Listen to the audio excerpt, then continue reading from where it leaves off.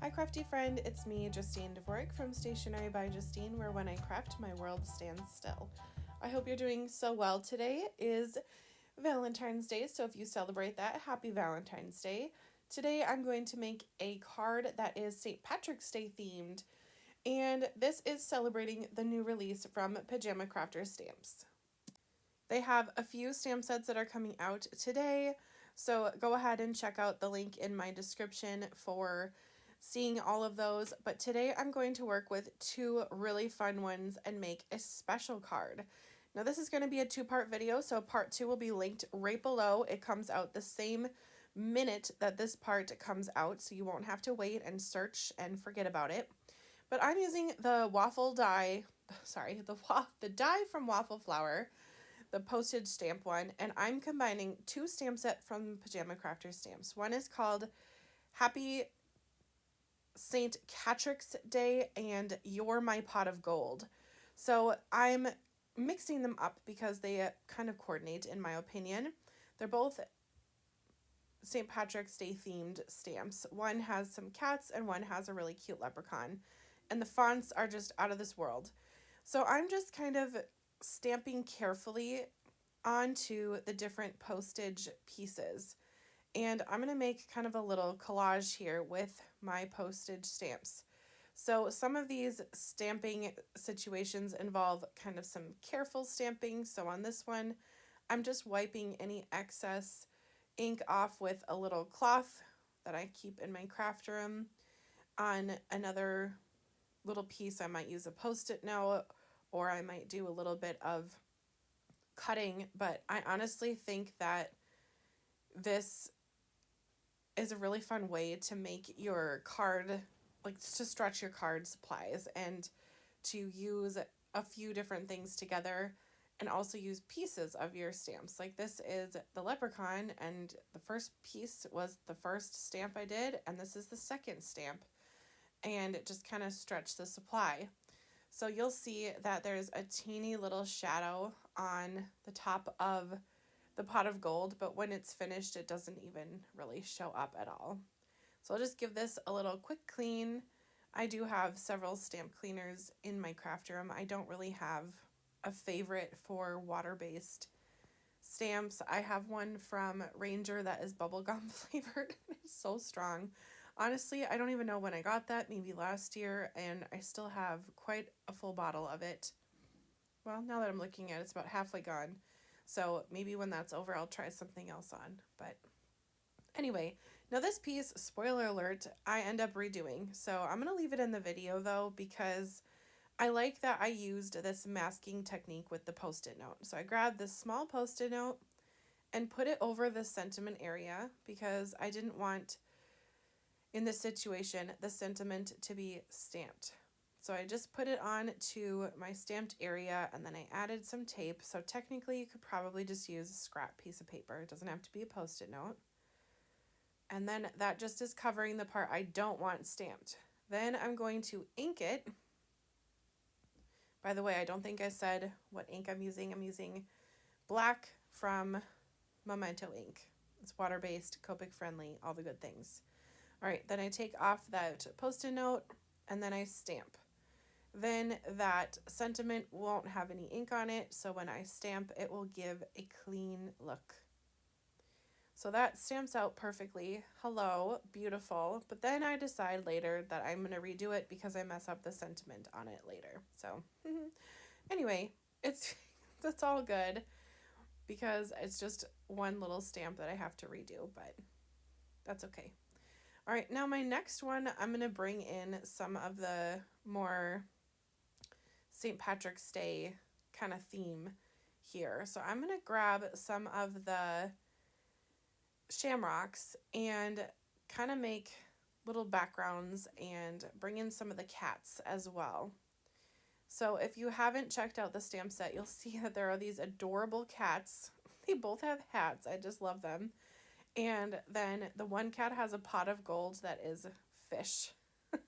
So just to see which ones I'm going to use, I kind of like to slide them behind my stamps and just see what it would look like stamped without actually stamping it. So this is just kind of a good way to see what it looks like without making a whole bunch of these and making mistakes. I think I'm going to go ahead with this shape and put my little cat here that has the hat on him. This one I think is my favorite cat of the stamp set. The other one with the eye is really cute too, but I think this one is just kind of, it has my heart. Part 2 of this video, by the way, is all of the Copic coloring and the assembly. This is simply the stamping and just the technique behind how I'm arranging everything. So I'll just get this one all set and ready. And you might be watching this going, why are you using your Misty and then using a stamp block? Well, good question.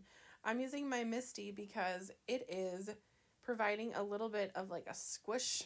So when I am stamping, it's more of a softer but firm base for my paper to be stamped on, as opposed to using my glass mat. In the middle of my glass mat, I'm not going to get into like too many of like the physics and science, whatever, but the middle of the glass mat is not as strong of a stamped impression, I find.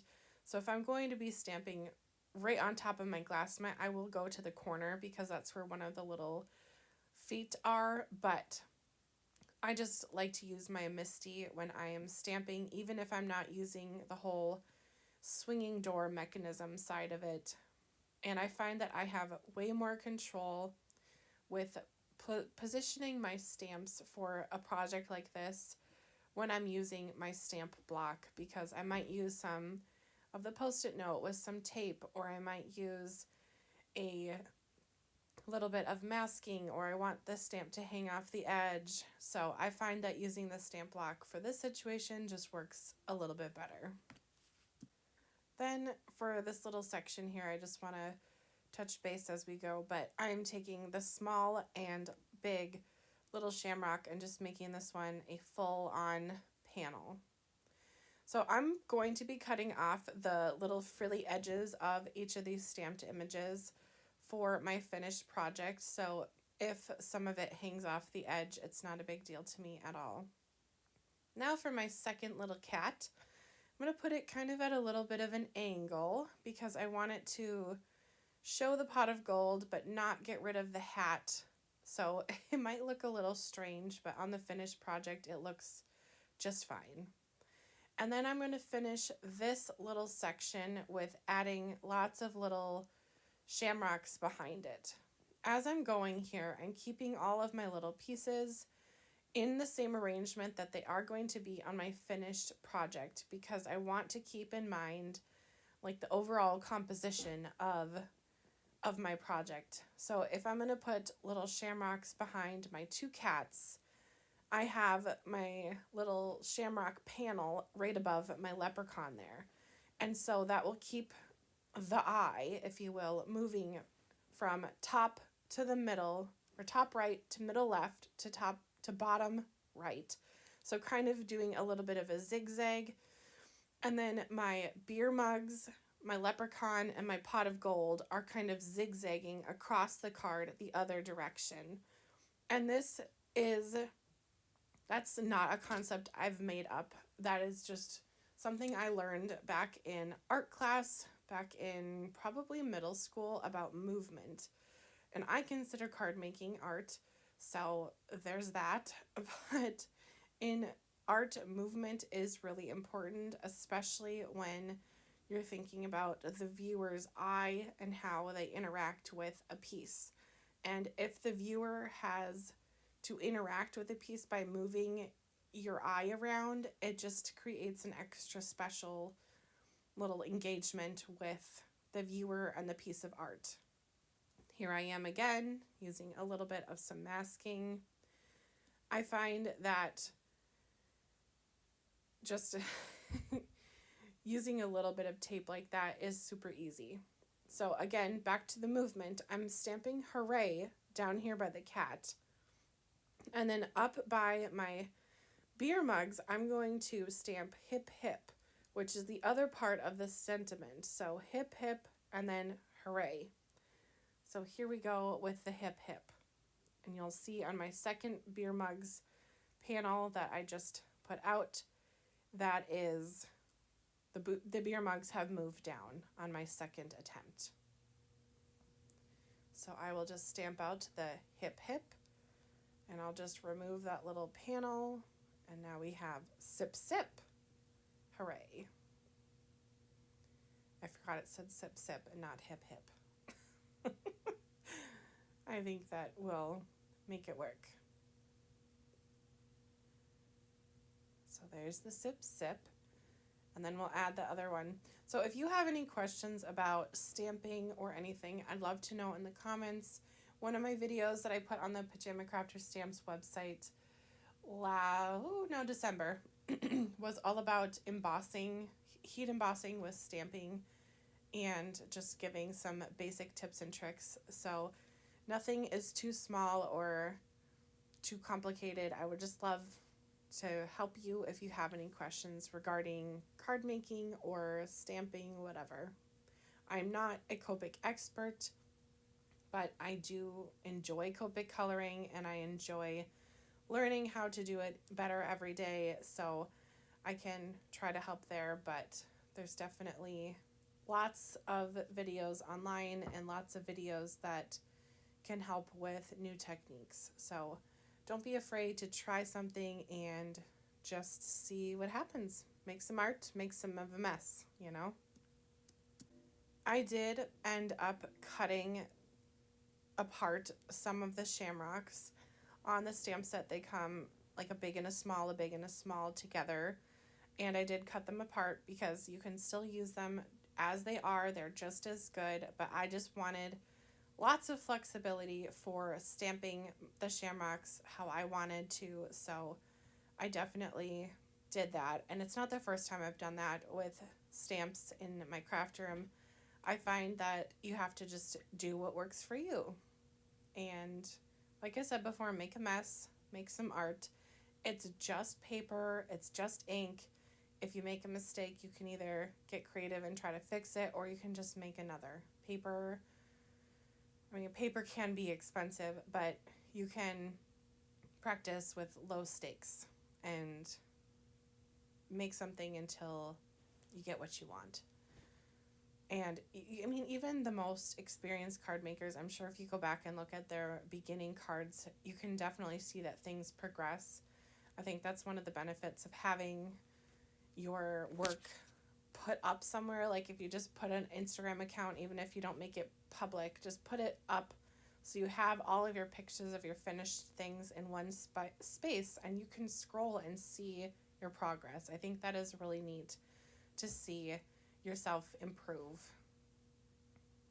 All right, back to the little kitty. This one needs lots of little shamrocks all over it because, again, remember, we're making the movement on the card. So with this one, I want even one more shamrock to go behind my little pot of gold.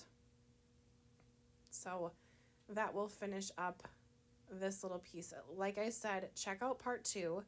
I will have that on the Pajama Crafter Stamps YouTube channel. I will have it linked in the description of this video right at the top. It's out right now. If you're watching this video, part 2 is available.